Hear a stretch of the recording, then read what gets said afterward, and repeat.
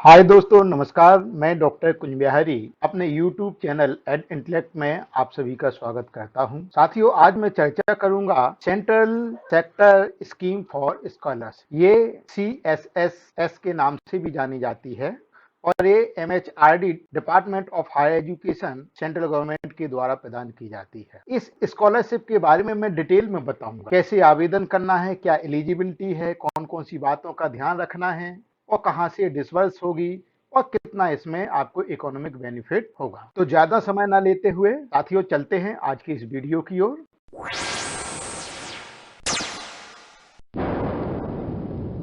Video शुरू करूं इससे पहले आप सभी से निवेदन है कि यदि मेरी जानकारी आपको उपयोगी लगे तो आप मेरे वीडियो को लाइक भी कीजिएगा और अधिक से अधिक शेयर भी कीजिए ताकि अधिक से अधिक विद्यार्थियों का लाभ हो सके। यदि आपने मेरे चैनल को सब्सक्राइब नहीं किया है अभी तक तो सब्सक्राइब कर लीजिएगा और बेल आइकन को दबा दीजिएगा ताकि मेरे नए वीडियो का नोटिफिकेशन आप तक पहुंच सके। ध्यान रहे, आपका स्नेह ही मेरी प्रेरणा है। जैसा कि साथियों आज का टॉपिक है central sector scheme of scholarship, जिसे हम CSS के नाम से भी जानते हैं। ये कॉलेज एंड यूनिवर्सिटी स्टूडेंट्स के लिए है। इस वीडियो में मैंने चर्चा की है इस स्कॉलरशिप के सैंक्शन होने की क्या मेथोडोलॉजी है, इसमें कितना बेनिफिट मिलता है, कौन कौन से विद्यार्थी अप्लाई कर सकते हैं, इसकी एलिजिबिलिटी क्या है, इसमें कौन कौन से डॉक्यूमेंट्स रिक्वायर्ड होते हैं, इसकी इंपोर्टेंट डेट्स कब आवेदन करना है, इसका भी मैंने चर्चा की है। कुछ इंपोर्टेंट टिप्स भी जो कि MHRD द्वारा दी गई हैं उनको मैंने बताया है। आपकी यदि कोई जिज्ञासा हो, क्वेरी हो तो उसको कहां से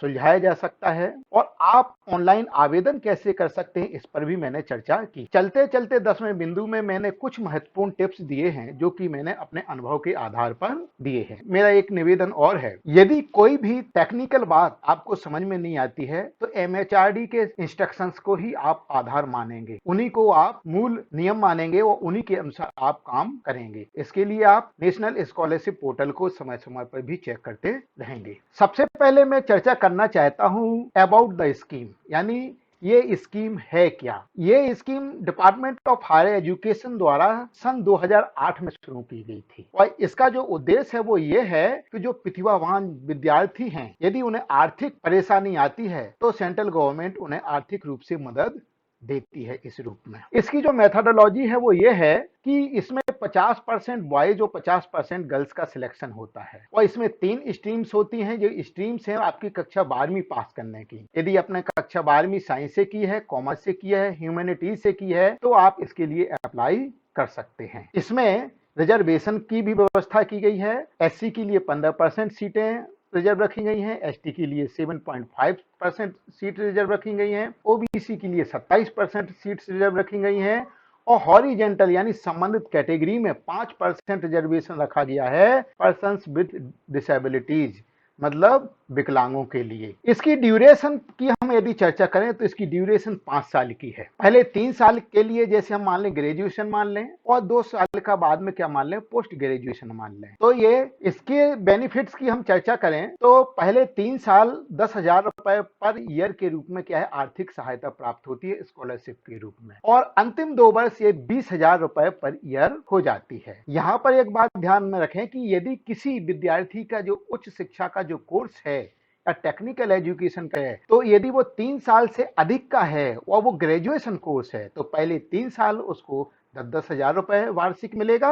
और बाद के साल में वो क्या हो जाएगा 20 साल हो जाएगा, लेकिन अधिकतम 5 साल के लिए, यानी 3 साल 10,000 रुपए और 2 साल 20,000 रुपए प्राप्त होंगे। हु कैन अप्लाई, इस पर चर्चा करने के लिए मैं बताना चाहता हूं कि इसमें 2 तरह के विद्यार्थी अप्लाई कर सकते हैं। पहले तो वो जिन्हें हम फ्रेशर के रूप में जानते हैं, जिन्होंने अभी अभी कक्षा 12वीं उत्तीर्ण की है और 80% से ऊपर अंक अर्जित किए हैं, वो कहलाएंगे फ्रेशर, वो इसमें आवेदन कर सकते हैं। दूसरे वो हैं जिन्हें हम रिन्यूअल कह सकते हैं, जिन्होंने पहले अप्लाई किया था पिछले वर्षों में, वो उन्हें ये स्कॉलरशिप मिलती आ रही है तो वो आवेदन करेंगे रिन्यूअल के लिए।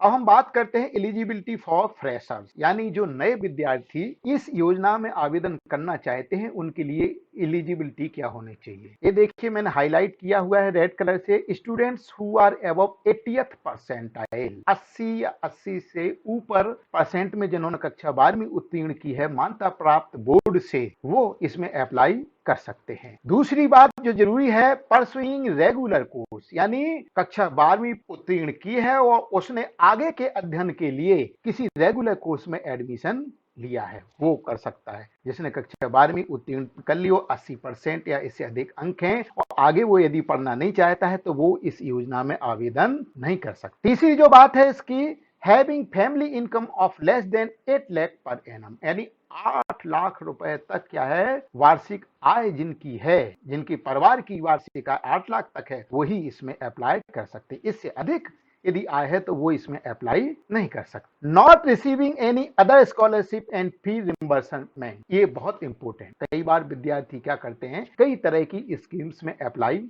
कर देते हैं, लेकिन यहाँ पर यह बात बहुत ही महत्वपूर्ण है कि यदि इस स्कॉलरशिप के लिए आपने आवेदन किया है तो आप ध्यान रखिएगा कि किसी और अन्य स्कॉलरशिप के लिए आपने आवेदन तो नहीं किया है, वरना ये स्कॉलरशिप में यदि आपका सिलेक्शन भी हो जाएगा तब भी ये आपको नहीं मिलेगी। अंतिम बात जो महत्वपूर्ण है वो ये है, diploma students not eligible under this scheme, यानी डिग्री कोर्सेज के लिए ही ये स्कॉलरशिप लागू है, डिप्लोमा कोर्सेज के लिए ये स्कॉलरशिप लागू नहीं है। अब हम बात करते हैं डॉक्यूमेंट्स कौन कौन से आवश्यक हैं। ये बहुत ही ध्यान देने वाली बात है, आपको ध्यान से इसे सुनना है। सबसे पहले तो आपके पास में bank passbook for filling bank detail, जब आप ऑनलाइन आवेदन करेंगे तो बैंक डिटेल्स भरना है तो बैंक पासबुक आपके पास में होनी चाहिए। और ये मैं बता दूं, ये जो बैंक अकाउंट है वो आपका एक्टिव बैंक अकाउंट होना चाहिए। दूसरी जो जरूरी बात है वो आधार कार्ड होना चाहिए आपका। तीसरी जरूरी बात है पेरेंटल इनकम सर्टिफिकेट, जो कि मैंने बताया कि 8 लाख से अधिक का नहीं होना चाहिए। अब valid mobile number, valid mobile number कहने का मतलब है कि वो बंद ना हो, चालू हालत में हो। और अगला जो जरूरत है, एन ईमेल आईडी, आपकी ईमेल आईडी भी एक्टिव हो, वो भी डेड ना हो। यहाँ पर एक बात और मैं बताना चाहता हूँ कि आपका मोबाइल नंबर एक्टिव और ईमेल एक्टिव इसलिए होना चाहिए क्योंकि जो भी नोटिफिकेशंस आएंगे वो आपके रजिस्टर्ड मोबाइल नंबर और रजिस्टर्ड ईमेल पर ही प्राप्त होंगे, इस बात का विशेष ध्यान रखें। Next, caste certificate when ever required, यदि कोई रिजर्व कैटेगरी से है और रिजर्वेशन का यदि वो फायदा लेना चाहता है तो कास्ट सर्टिफिकेट भी क्या करना है, आपका होना चाहिए। और लास्ट है डिसेबिलिटी सर्टिफिकेट, यदि कोई विकलांगता का फायदा लेना चाहता है, जैसे 5% संबंधित कैटेगरी में रिजर्वेशन मिलना है, यदि इसका फायदा लेना चाहता है तो वो सर्टिफिकेट भी होने चाहिए। अब बात यहां पर यह समझने वाली बात है कि क्या हमें इन डॉक्यूमेंट्स को ऑनलाइन सबमिट करने की जरूरत है? नहीं है। आपको ये डॉक्यूमेंट कब सबमिट करना है, जब आपने ऑनलाइन आवेदन भर दिया है और उसका प्रिंट आउट लेकर के ये सभी डॉक्यूमेंट क्या करेंगे, जो भी आप पर लागू होते हैं उन डॉक्यूमेंट को उस प्रिंट आउट के साथ में अटैच कर देंगे और आपने जिस संस्था में एडमिशन लिया है उस संस्था से उसको क्या करवाना है, फॉरवर्ड करवाना। आपकी हार्ड कॉपी पर भी फॉरवर्ड होगा और ऑनलाइन भी क्या करेगी, वो संस्था उसे फॉरवर्ड करेगी, तो वहां पर ये डॉक्यूमेंट्स लगाना आवश्यक है। इंपॉर्टेंट डेट, सबसे पहले तो हम इसमें ये जान लें कि ये जो आपका पोर्टल है जहां पर आपको क्या करना है, ऑनलाइन एप्लीकेशन भरना है, https://scholarships.gov.in। और ये जो एप्लीकेशन हैं 16 अगस्त 2020 से प्रारंभ हो चुकी हैं और अंतिम जो डेट है एप्लीकेशन भरने की या आवेदन करने की वो 31 अक्टूबर 2020 है। 15 नवंबर 2020 तक ये जो टेंटेटिव डेट है, शायद इसमें बाद में परिवर्तन भी हो या आगे एक्सटेंड भी हो, इस तारीख तक आपकी जो संबंधित अध्ययनरत संस्था है उस संस्था के द्वारा आपका आवेदन पत्र फॉरवर्ड हो जाना चाहिए। और 30/11/2020 यानी 30 नवंबर 2020 तक राज्य शासन का आपका जो माध्यमिक शिक्षा मंडल है, संबंधित आपने कहां से कक्षा 12 में उत्तीर्ण की है, वहां से ये फॉरवर्ड हो जाना चाहिए 30 नवंबर 2020 तक। ये भी टेंटेटिव डेट है, शायद इसमें भी परिवर्तन होने की गुंजाइश हो। अब हम बात करते हैं फॉर योर क्वेरीज, आपके मन में किसी भी तरह की कोई भी क्वेरी हो, कोई भी शंका हो, तो इसके लिए भी पोर्टल ने क्या है, समुचित व्यवस्था की है। यदि आपकी आम क्वेरीज हैं तो help desk of national scholarship portal पर जाकर के देख सकते हैं। यदि इस स्कॉलरशिप की स्कीम, गाइडलाइन, एलिजिबिलिटी के बारे में जानना चाहते हैं तो अपने संबंधित जो स्टेट एजुकेशन बोर्ड है उससे संपर्क कर सकते हैं। जैसे मध्य प्रदेश का माध्यमिक शिक्षा मंडल या सेंट्रल का सीबीएसई। ऐसे और भी बोर्ड हो सकते हैं। यदि आपकी कोई शिकायत है आपकी एप्लीकेशन के संबंध में तो इसे आप http://pgportal.gov.in/grievancenew.aspx पर रजिस्टर्ड भी कर सकते हैं। कुछ और जानकारी चाहिए हो व्यक्तिगत रूप से तो ये फोन नंबर वगैरह दिए हैं नेशनल स्कॉलरशिप डिवीजन के, जो कि ministry of human resource development department of higher education New Delhi के हैं। यहाँ पर कुछ आपको बातें याद रखना है। सबसे पहले मैं एक बात बताना चाहता हूँ, आपने ऑनलाइन आवेदन किया, ऑनलाइन आवेदन पत्र प्राप्त करने के बाद में आपने समस्त आवश्यक डॉक्यूमेंट्स उसके साथ में लगाए, आपने अपने कॉलेज जिसमें आप अध्ययन कर रहे हैं वहां पर जमा किया, वहां पर उस एप्लीकेशन का वेरिफिकेशन होगा ऑनलाइन भी और उस हार्ड कॉपी पर भी, और इसके बाद में आपको वो एप्लीकेशन वापस दे दी जाएगी। आपको वो एप्लीकेशन समस्त डॉक्यूमेंट सहित डाक के द्वारा अपने संबंधित माध्यमिक शिक्षा मंडल को भेजना है। तो यहाँ पर जो पहली बात याद रखना है वो ये कि आपको ये देखना है कि आपके कॉलेज के द्वारा आपकी एप्लीकेशन वेरीफाई हुई है या नहीं। दूसरा, विड्रॉवल ऑप्शन आपको तभी उपयोग करना है जब आप उस स्कीम को कैंसिल करना चाहते हो या अपनी राशि को उसमें सरेंडर करना चाहते हो। For college and course change after completion of graduation courses, जब कोई भी विद्यार्थी अपना ग्रेजुएशन को कंप्लीट कर लेता है तो उसका कोर्स चेंज होता है, या फिर कोई विद्यार्थी ग्रेजुएशन करने के बाद में कॉलेज भी बदल लेता है तो कोर्स भी चेंज होता है और कॉलेज भी चेंज होता है। तब ऐसी स्थिति में आपको रिन्यूअल करते समय आपको क्या करना है, कोर्स भी चेंज करना है और आपको कॉलेज भी चेंज करना है यदि आवश्यक है तो। अगली जो बात यह है कि यदि आप सेकेंड ईयर या थर्ड ईयर में कोर्स या कॉलेज चेंज करना चाहते हैं तो आप सेकेंड ईयर थर्ड ईयर में कॉलेज या कोर्स चेंज नहीं कर पाएंगे। इसके लिए अंतिम तिथि के 2 सप्ताह पहले आपको संबंधित एजुकेशन बोर्ड को सूचित करना होगा। एजुकेशन बोर्ड ही इनमें परिवर्तन कर पाएगा। Applicants are advised to ensure that linking of Aadhaar card with their account number mentioned in the application form। आपको ये भी देखना है कि जो बैंक अकाउंट या बैंक डिटेल आपने डाले हैं उसका जो खाता क्रमांक है वो आपके आधार क्रमांक से जुड़ा हुआ होना चाहिए। आपको ये भी देखना है कि पोर्टल ने आपके बैंक अकाउंट को वैलिडेट किया है या नहीं किया है।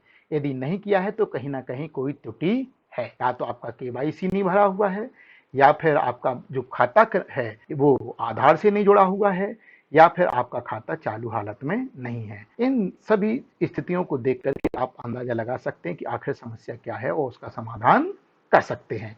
Applicants must ensure that his application got verified with his her institution. मैंने आपको बता ही दिया है, पहले पॉइंट में ही था कि आपकी एप्लीकेशन संबंधित आपकी शैक्षणिक संस्था से क्या है, वेरीफाइड होनी चाहिए। कहां, पोर्टल पर भी होनी चाहिए। हाउ यू कैन अप्लाई, इसके तहत मैंने स्टेप बाय स्टेप बताया है कि किस तरह से eligible candidates national scholarship portal पर जाकर के अपना आवेदन स्वयं भी भर सकते हैं। एलिजिबल से कहने का मतलब है कि आपकी कक्षा 12वीं की जो परसेंटेज है 80 या 80 से ऊपर होना जरूरी है। इसके लिए जो पहला स्टेप है, visit the home page of national scholarship portal, जो कि मैंने आपको बता ही दिया है पहले पिछली स्लाइड में। यदि आप नए हैं यानी अभी अभी कक्षा 12वीं आपने उत्तीर्ण की है और प्रथम वर्ष में आपने एडमिशन लिया है तो न्यू रजिस्ट्रेशन पर क्लिक करेंगे। अन्यथा यदि आपकी स्कॉलरशिप पहले से चल रही है और आप रिन्यूअल करना है तो आप रिन्यूअल वाले सेक्शन पर जाएंगे। Second step, read the guidelines carefully, सावधानी पूर्वक जो गाइडलाइन दिए हैं उन्हें पढ़िएगा। सिलेक्ट द अंडरटेकिंग, अंडरटेकिंग में सही का चिन्ह लगाइएगा और कंटिन्यू का बटन पर क्लिक कीजिएगा। स्टेप 3 में select the state of domicile, आप जिस राज्य के निवासी हैं उस राज्य को ड्रॉप डाउन मेनू से क्या कीजिएगा, सिलेक्ट कीजिएगा। और फिर स्कॉलरशिप कैटेगरी और स्कीम टाइप, इसके तहत मैं बताना चाहता हूं कि स्कॉलरशिप कैटेगरी में आपको मिलेगा पोस्ट मैट्रिक स्कॉलरशिप।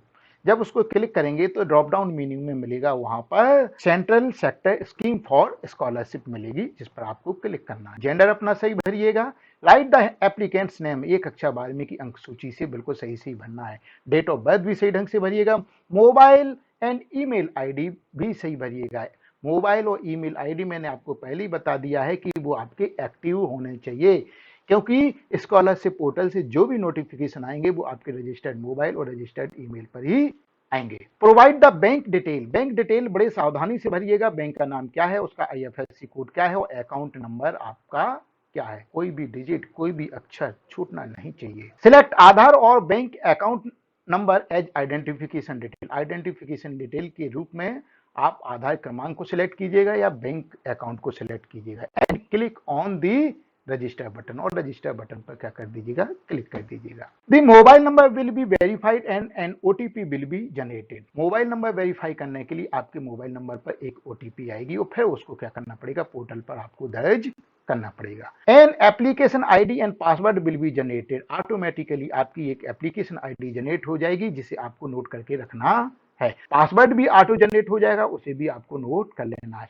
पासवर्ड आप चाहें तो भविष्य में जाकर के आप बदल भी सकते हैं। Use that for future references, यानी जब भी फिर से आप लॉगिन करेंगे तो ये एप्लीकेशन आईडी और पासवर्ड आपको डालना जरूर होगा। All the applicants are advised to fill the form correctly. सभी को सलाह दी जाती है कि फॉर्म को सही ढंग से भरें। No changes can be made once submitted. यदि एक बार आपने सबमिट का बटन दबा दिया तो फिर आपका कोई भी डिटेल परिवर्तनीय नहीं होगा। इसलिए सबमिट का बटन दबाने से पहले या रजिस्टर का बटन दबाने से पहले आप क्या कीजिएगा, पूरे डिटेल को एक बार फिर से चेक कर लीजिएगा। और यदि आप स्वयं आवेदन नहीं भर रहे हैं, किसी कंप्यूटर सेंटर पर भरवा रहे हैं, तो उससे बोल दीजिएगा भैया कि फाइनल सबमिट करने से पहले एक बार मुझे पढ़ लेने दीजिएगा। और आप पढ़िएगा ध्यान से कि कोई स्पेलिंग गलत तो नहीं है, डेट ऑफ बर्थ तो गलत नहीं है। यदि कुछ गलत है तो उसको जरूर सुधरवा लीजिएगा।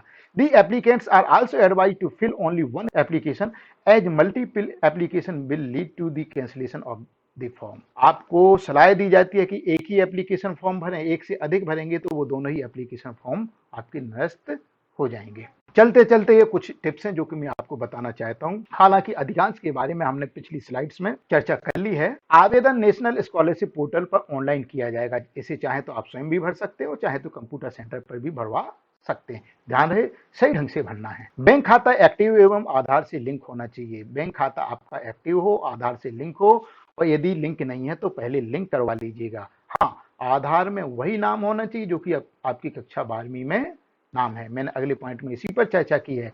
यदि आधार में दिया गया नाम 12वीं की अंक सूची से भिन्न है तो आधार में नाम सुधरवाएं। यदि अलग नाम है आधार में तो उसको कक्षा 12वीं के जैसा नाम करवाएं, संशोधन करवा लें। फाइनल सबमिशन से पहले अपनी भरी हुई जानकारी जरूर चेक कर लें। यदि कहीं त्रुटि है तो उसको सुधार लें, क्योंकि सबमिट करने के बाद में किसी भी जानकारी में परिवर्तन नहीं होगा। अध्ययन संस्था का AISHE कोड सावधानी से भरें। देखें कि जिस संस्था का कोड भर रहे हैं ये वही संस्था है जिसमें आप अध्ययन कर रहे हैं या नहीं। यदि आपने भूल से भी गलत भर दिया तो आपका एप्लीकेशन फॉर्म नष्ट हो जाएगा। जिनके प्रवेश कंफर्म हो जाएं वे अपने आवेदन को अध्ययनरत संस्था से अग्रेसित कराकर संबंधित माध्यमिक शिक्षा मंडल को डाक से प्रेषित करेंगे। ये बात को मैं थोड़ा डिटेल से बताना चाहता हूं। कंफर्म हो जाएं, एडमिशन कंफर्म हो जाएं, मतलब यह है कि कोविड-19 के कारण उच्च शिक्षा विभाग ने जो प्रवेश की प्रक्रिया इस समय अपनाई है उसके तहत आप लोगों के जो प्रवेश हो रहे हैं वो प्रावधिक प्रवेश हो रहे हैं, कंफर्म प्रवेश नहीं है।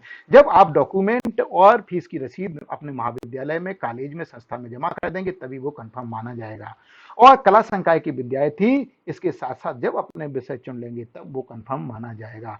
और तभी आप क्या करें, इस आवेदन पत्र को अपनी संस्था में जमा करवाएं अग्रेसित करवाने के लिए। MHRD द्वारा मेरिट बनाई जाती है, मात्र एलिजिबिलिटी होने से स्कॉलरशिप नहीं मिलती। इस बात का विशेष ध्यान रखिएगा। कई लोग कहते कि भाई मेरी तो 80% थी कक्षा 12वीं में लेकिन मेरा चयन नहीं हुआ, और वो अपनी संस्था को या माध्यमिक शिक्षा मंडल को दोष देते हैं। इस बात को नोट कर लीजिएगा कि जरूरी नहीं है कि आपकी 80% है तो आपका सिलेक्शन हो ही जाए। मैंने पिछली स्लाइड में बताया कि 50% छात्र, 50% छात्राओं का चयन होता है, वो मेरिट के आधार पर होता है, उसमें रिजर्वेशन भी लागू होता है। यदि आप मेरिट में आ जाएंगे तो आपको स्कॉलरशिप मिलेगी। टेम्परेरी आईडी, परमानेंट आईडी जो कि एप्लीकेशन आईडी है को संभाल कर रखें। यदि खो जाए या भूल जाए तो निम्न प्रक्रिया अपनाएं। आप नेशनल स्कॉलरशिप पोर्टल पर जाएं और स्टूडेंट लॉगिन पर क्लिक करें, फॉरगॉट रजिस्ट्रेशन डिटेल पर क्लिक करें और जो वहां पर बेसिक जानकारी मांगी जाए उसको भरें, और भरने के बाद में गेट रजिस्ट्रेशन डिटेल पर क्लिक करें तो आपकी एप्लीकेशन आईडी रिकवर हो जाएगी। तो साथियों, ये जानकारी थी central sector scheme for scholarship जो कि MHRD department of higher education New Delhi की द्वारा प्रदान की जाती है। आशा है आपको ये वीडियो पसंद आया होगा। यदि आप लोगों ने अभी तक मेरा चैनल सब्सक्राइब नहीं किया है तो प्लीज मेरे चैनल @intellect को सब्सक्राइब कर दीजिएगा और बेल आइकन को दबा दीजिए ताकि मेरे नए वीडियो जो कि विद्यार्थियों के उपयोगी होते हैं उसका नोटिफिकेशन आप तक पहुंच सके। विद्यार्थियों हेतु मैंने अलग से सुविधा भी दे रखी है। मैंने स्वयं की वेबसाइट intellect.com का निर्माण किया है। यहाँ पर जाकर भी आप मैसेज के रूप में अपनी क्वेरी छोड़ सकते हैं जिनका उत्तर मैं ईमेल के द्वारा देता हूं। Thank you guys for watching this video. यदि ये वीडियो अच्छा लगा हो तो लाइक कीजिएगा और अधिक से अधिक इसे शेयर कीजिएगा ताकि अधिक से अधिक विद्यार्थी लाभान्वित हो सके। Thank you once again.